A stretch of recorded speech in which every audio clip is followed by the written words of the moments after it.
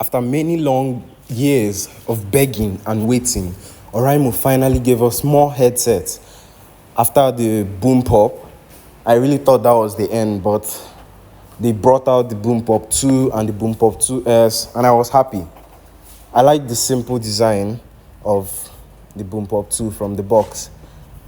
At least no RGB. That is very unnecessary. I really do not like the RGB on the Boom Pop. But we're going into this one now to see what it's like.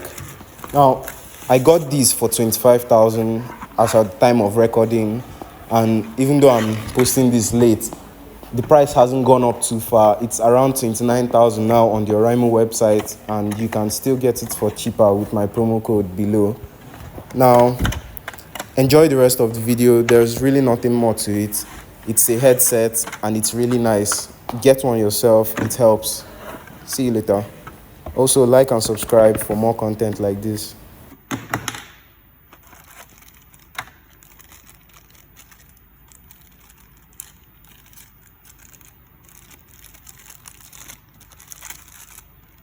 Yes. Type C.